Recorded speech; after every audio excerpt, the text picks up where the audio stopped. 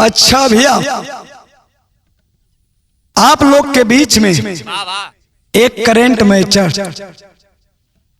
जिला गाजीपुर बुजुर्गा भाई के प्रति दोनों अंधे के आंख का अंधा था।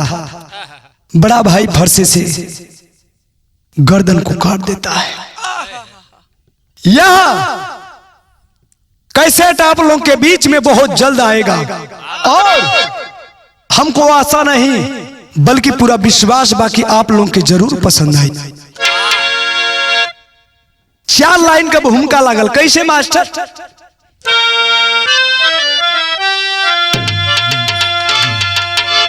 किसको भाई कहे किसको दुश्मन कहे,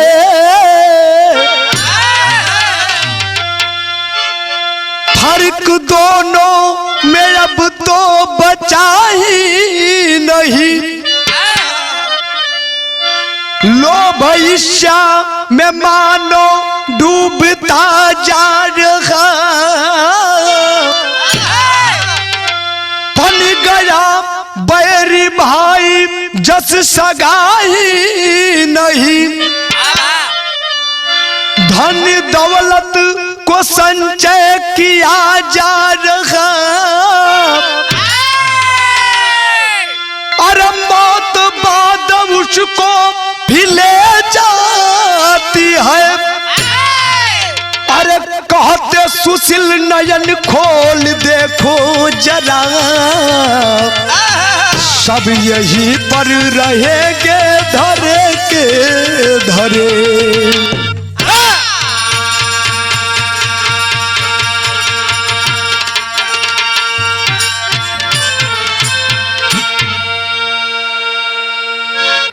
ए भैया, आदरणीय हमारे सुशील यादव कवि जी के हाथे से लेखनी लिखा गया है। कितने सुंदर से सजाए हैं।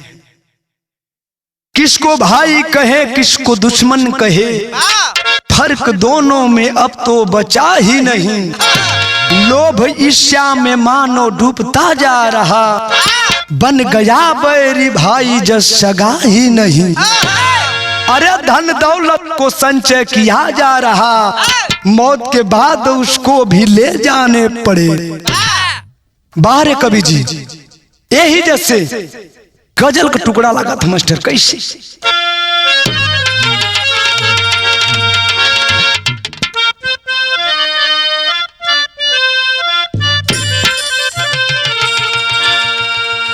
ये भैया कहना है, अरे जहाँ आदमी भी काला हो, जहाँ आदमी भी काला, वो बाजार ना कहला। जहाँ अरे जियो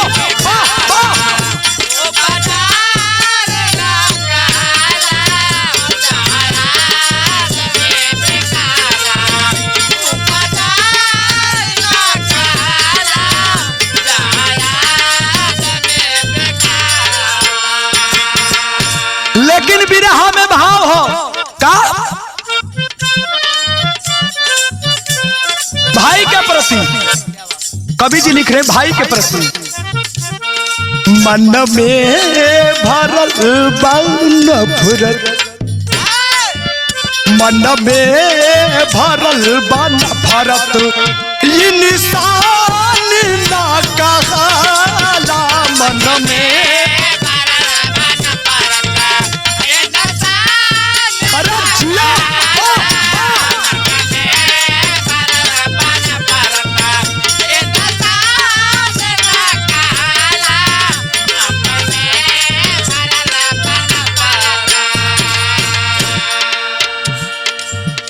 मन में भरल नफरत, मन में भरल नफरत, इंसान न कहला। अपने से करता धोखा, अपने से करता धोखा, शैतान कहला।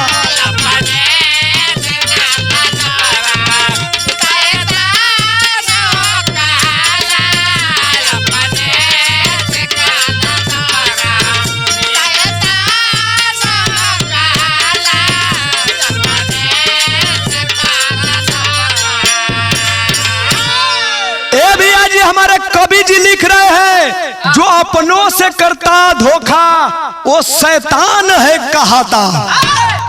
लेकिन यही जैसे बिरहा का स्टार्टिंग भइल कैसे मास्टर,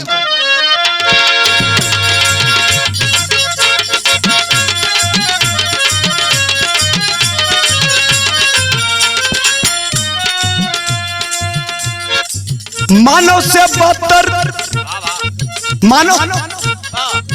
मानव से बदतर तो आदि मानव हुआ करते हैं, मानव से बदतर तो आदि मानव हुआ करते थे, एक दूसरे से प्रेम पूर्वक रहा करते थे।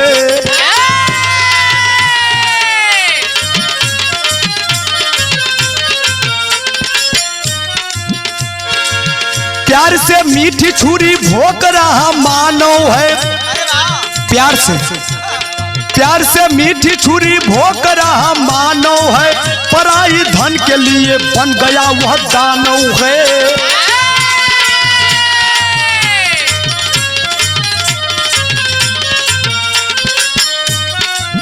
जिला गाजीपुर बुजुर्ग कोठवा की सच्चाई है,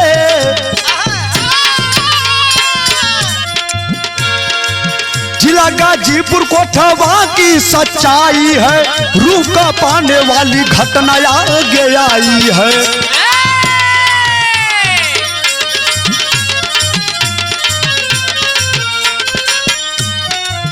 राम नगीना उर्फ साधु दृष्टिहीन रहा, राम नगीना उर्फ साधु दृष्टिहीन रहा, वही भाई वकील का मन ही मलिन रहा।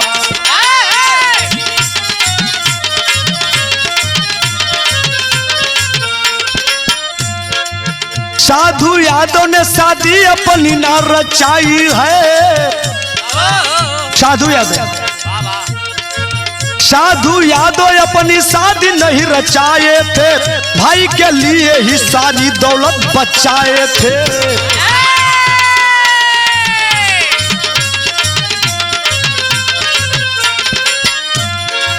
माँ के ममता से ही जीवन गुलजार रहा, माँ के ममता से ही जीवन गुलजार रहा, माँ के आंचल में ही जिंदगी सवार रहा।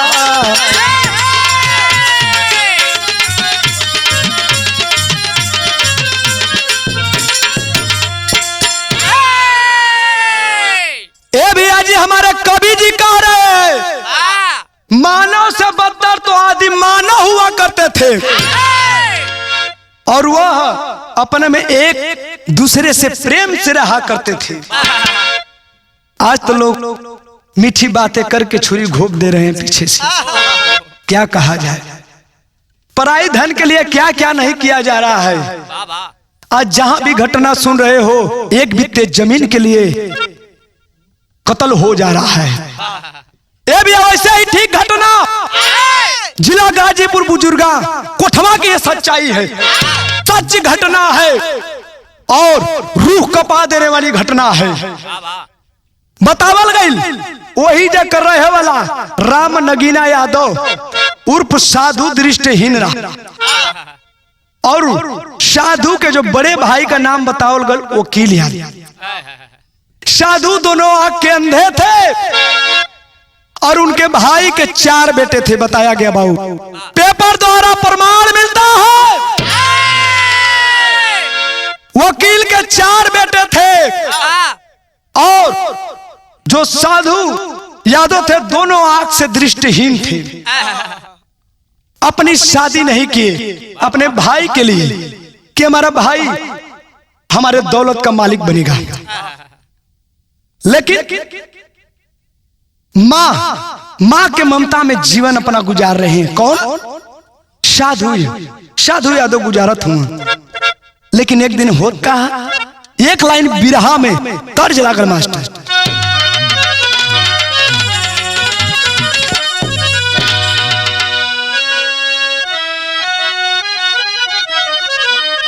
ये देखा हमारे कवि जी ये गीत को सजाए हैं माननीय हमारे कैलाश कवि जी, हमारे और किरण उजाला जी की आवाज में। आज वो गीत मैं गाने जा रहा हूं बिरहा में। कैसे? यह अरे करबू जे शादी मोर बर्बादी लिखबू अपने हाथ।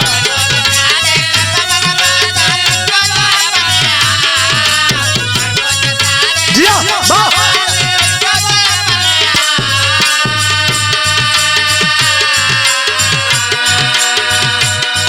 अरे करबू जे शादी मोर बर्बादी लिखबू अपने हाथ। फुकिरिया फुकिरिया खाके न हो रानी तोड़ दिहलू साथ क्रिया। अरे जिया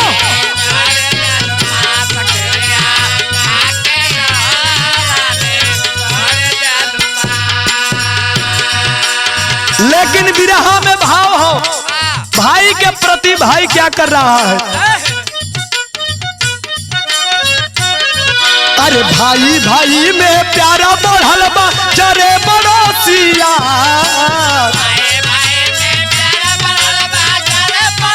पड़ोसी जरा थोड़ा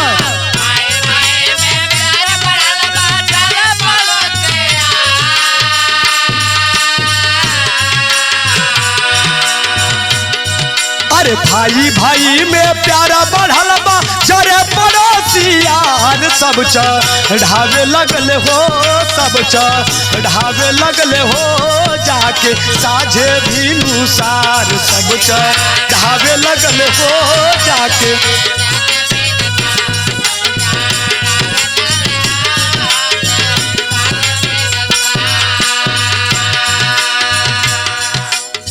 ए भैया अगल बगल के लोग जरा लगलन, भाई भाई में प्यार है। लोग ताना आवे लगल, आवे तो कैसे आवे, लोग ताना मारे और समझावे चढ़ावे कैसे। उनके नाही बाटे कवनो लई का परानी।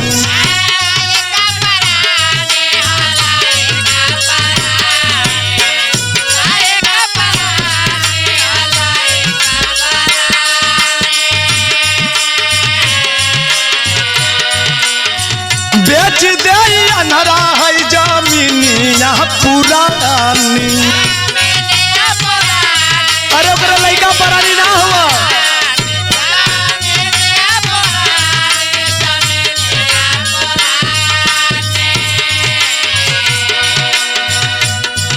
अरे हाथे न लागी तन के दिनवा।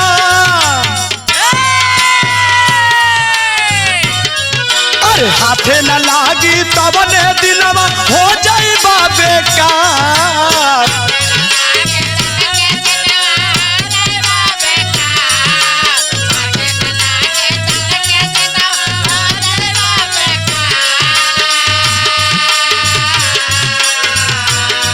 अरे हाथ न लागी तब ने दिनवा हो जाई बेकार। सब चढ़ावे लागल हो, सब चढ़ावे लगले हो जाके साझे भी नुसार। सब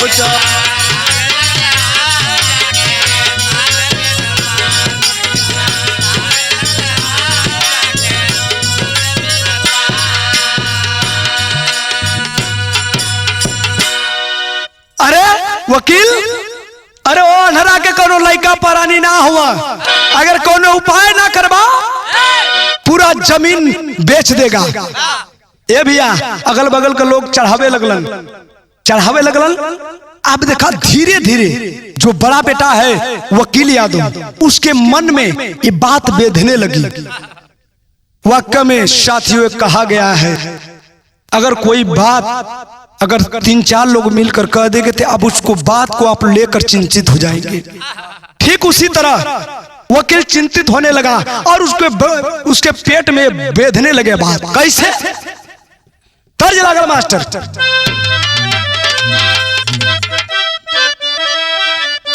ओ बार हमारे मास्टर, बड़ी पुरान गीत है, आज भी ये सब नहीं है। कौनो औरत अपने सैया के मनावत, हे राजा जात हुआ ना, सुनी ला कि वहां कुल जादू टोना मारा लेन आओ फंसा लेन। कैसे अरे डूबी मारबे राजा जई बाजे पुरुष के ओरिया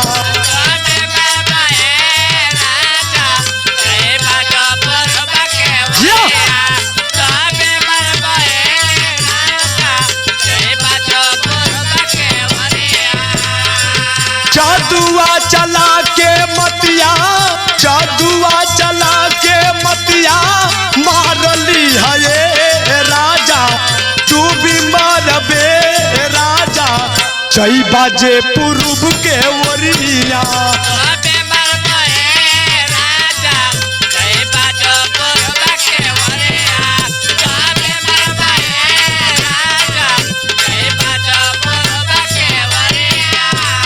लेकिन भैया हाई बात बेधा लगल के वकील के बड़ा बेटा वकील यादव के कैसे बेधा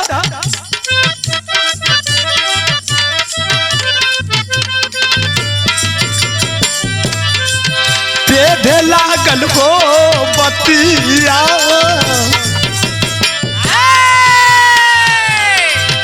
बेधे लागल हो बतिया छतिया के भीतर घुसी के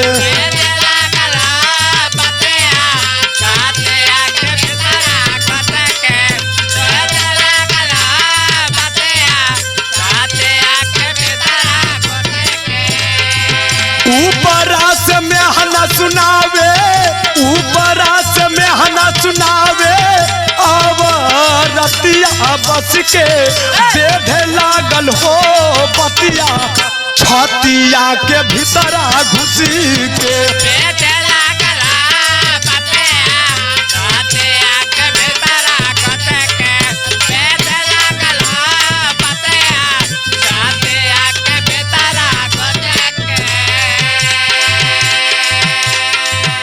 ए भैया धीरे धीरे उनके अंदर सीने में बेधे लगल बात और ऊपर से उनके घर का औरत चढ़ावे लगली चढ़ावत कलश पैदा हो गया दुराव पैदा हो गया बाबूजी कैसे कल पैदा हो गईला घर परिवार में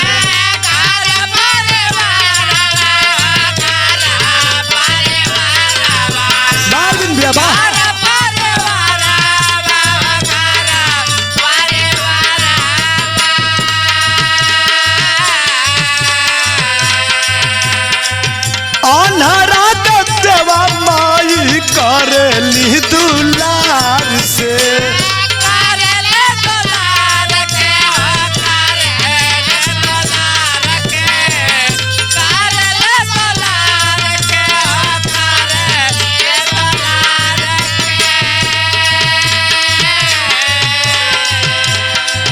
मतारी गुलाबी अलगा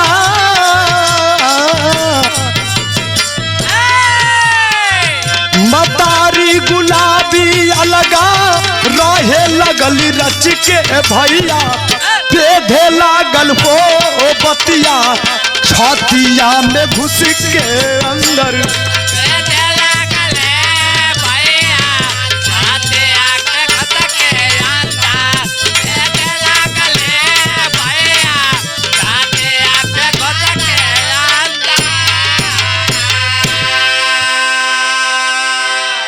ए भैया वो परिवार में दोराव हो गया ए भैया जब देखला मतारी गुलाबी देवी कि हमरे आज छोटका बेटवा के आज लोग बड़ा ताना मेहना मारत हुआ और घर से भी निकाल देने यहाँ तक पेपर द्वारा प्रमाण मिलता है कि उसको खाना भी बंद कर दिए लोग अब मतारी लेके अलगा रह लगनी मतारी जब अलगा रह लगनी बाबूजी जन माई अपने बेटा के बारे में सोचत है कैसे सोचत है बिरहा में भाव लगल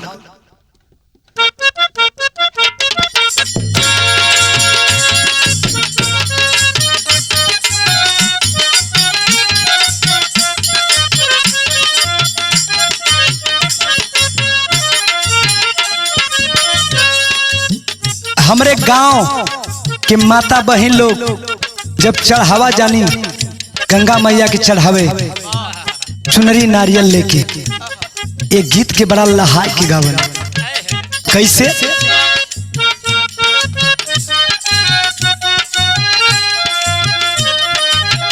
यह गावा तोहा के चढ़ाई मैया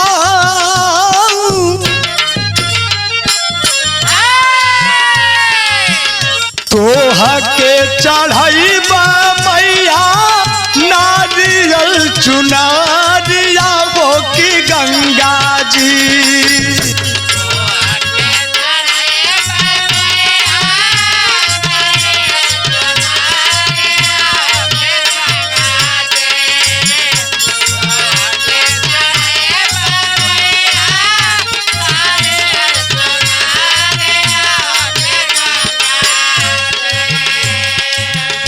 पारी कैदा बोझाली नेवारिया वो की गंगा जी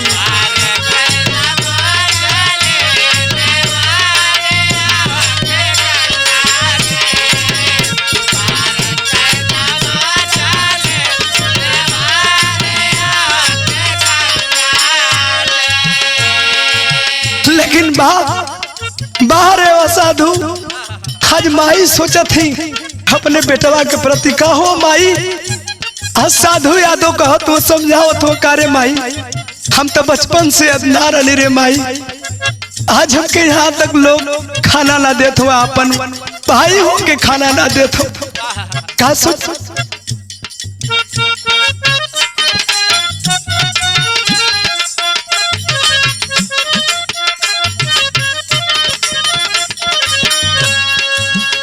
बचपन से राल जकर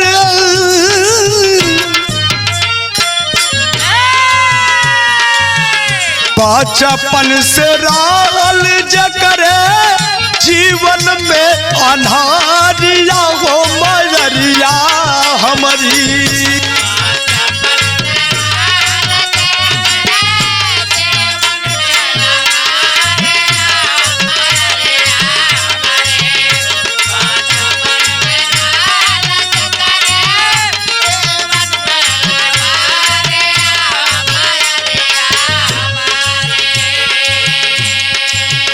बचपन से राल जकर जीवन में अनहारिया हो मयरिया हमारी छोड़ी गईलू या धजल में नेवारिया हो मयरिया हमारी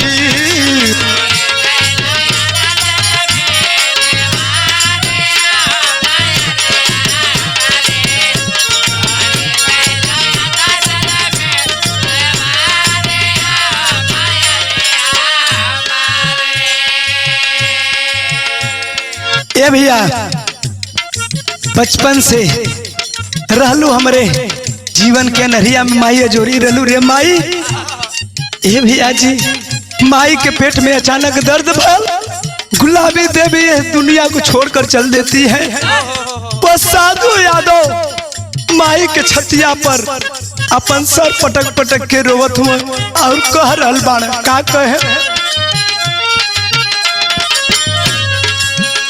जियावत खियावत रहलू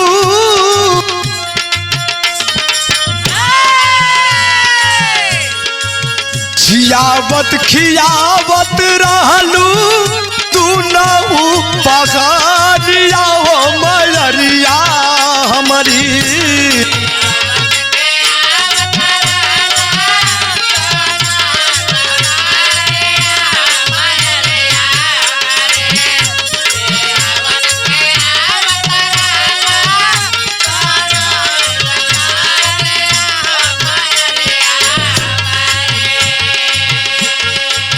जियावत खियावत रहलू दूनहू पगारिया हो मयरिया हमारी हमहू मारब खाई के चहारिया हो मयरिया हमारी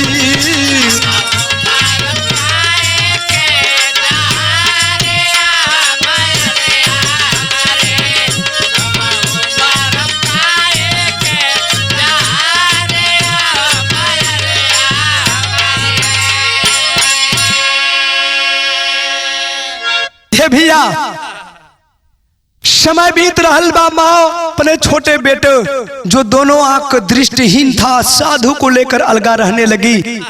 ठीक 5 वर्ष बाद दोनों बेटे को कलेश देखते हुए वह गुलाबी देवी स्वर्गवास हो जाता है, देहांत हो जाता है। तब साधु अकेलापन रहने लगता है।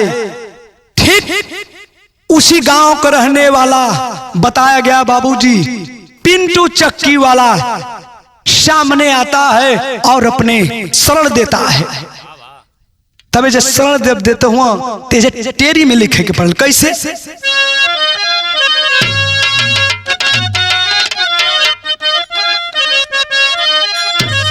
अरे भाई का दुश्मन भाई बन गया, अरे फरसा चला के धर से गर्दन भी अलगाई, अरे अलगाई।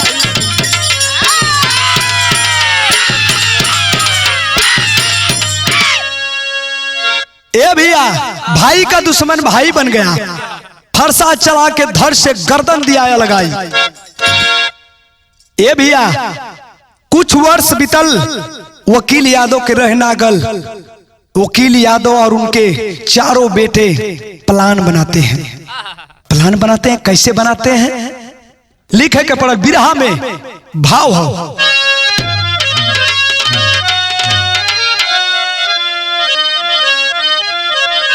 अरे लहू का रिश्ता लहू से मिटाई भाई कलजू का। अरे लहू का रिश्ता लहू से मिटाई भाई कलजू का।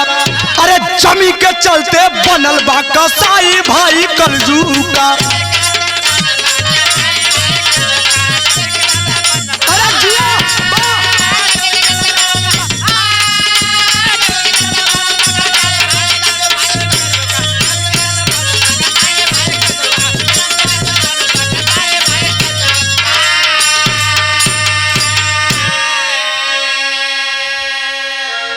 अरे शोर शराब सुनकर पिंटू अरे बाहर गई लयाई हो। अरे देखे हालत दा साधु जी का, अरे माथा गई चकराई हो। अरे हल्ला कैले जुटल गांव हरसाई भाई कलजू का।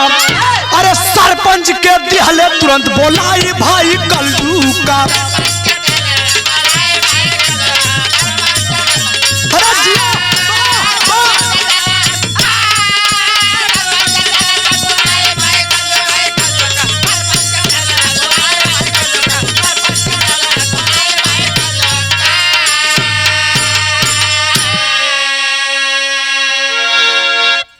वकील यादव को रह नहीं गया बाबूजी।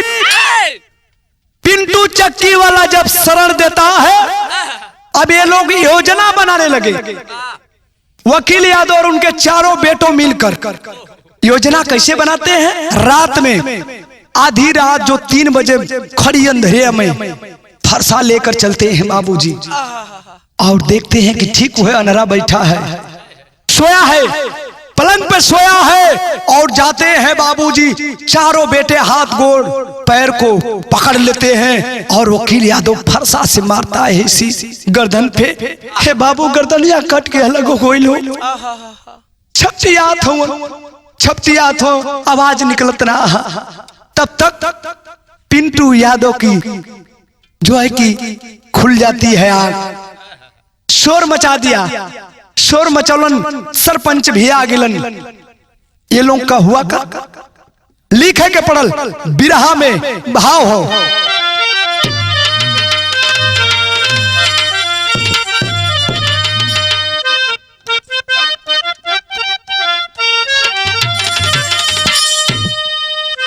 बारे इस युग के कृष्ण कन्हैया, उनसे कहना है, क्या कहना है।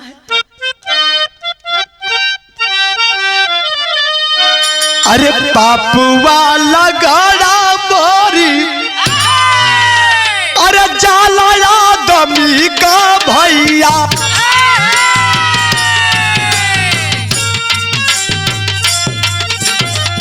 कौन दिन भूली जाला अपन अवका।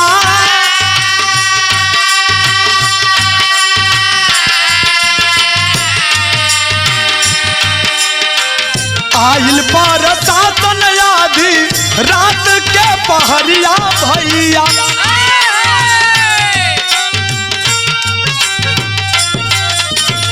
घटना के कारण लगले जम के तहकीकात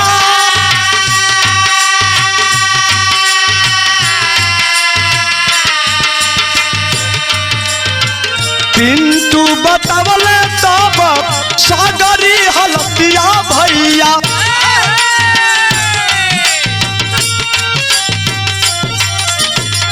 भगले वकील छोड़ के वही अबरा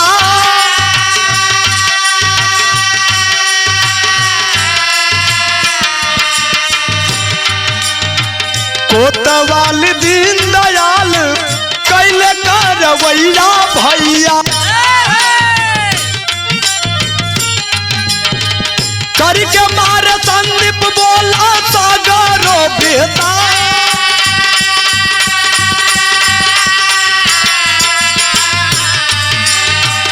गौआ के बाहर तब वकील पकड़ैले भैया यही जमीनिया खातिर भाई के कैली घात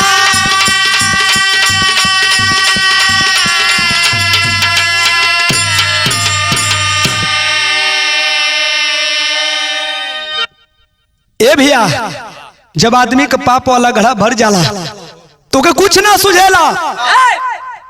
ए भैया रात को ये लोग योजना बनाकर उस साधु यादव को धड़ से अलग कर देते हैं, छपचिया के वह अपना दम तोड़ देते हैं।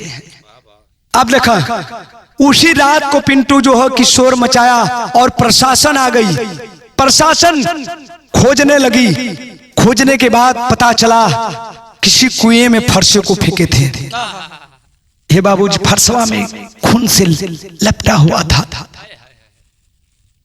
जब सिपाही देखते हैं उनका दिल दहल गया। बारे भाई बारे इस जुग के भाई के प्रति भाई नहीं दिखाए। कोतवाली दीनदयाल अपना कार्रवाई कर रहे हैं बाबू। डर के मारे जो संदीप है वो पकड़ा गया। सब इजहार बताता है कि हम लोग इस जमीन के चलते आज इनको काटे हैं फरसा से। बिरहा में लिखे के पड़ल कैसे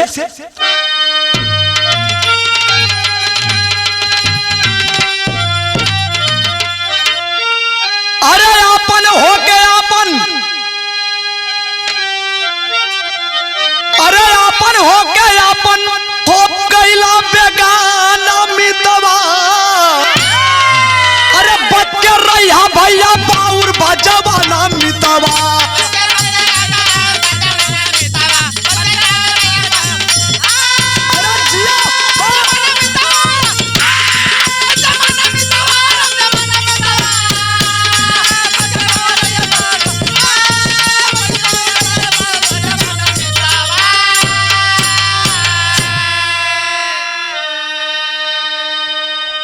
अरे कातिलों को जेल में तब भेज दिया प्रशासन हो। अरे जहां का जमीन तहां रही। अरे गई ले जेल में माजे बासन हो। अरे गांव के लोग मारे लगल ताना मितवा। अरे तब बच के रहिया भैया बाउर बजवाना मितवा।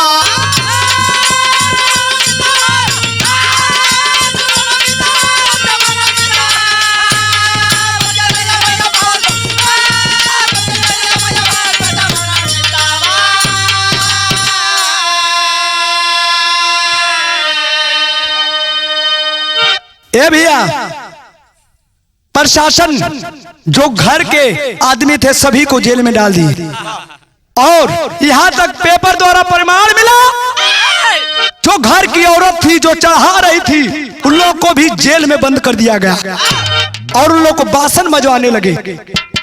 तब यही जैसे बिरहा समाप्त भल हमारे गुरु घराने का परिचय कैसे मास्टर।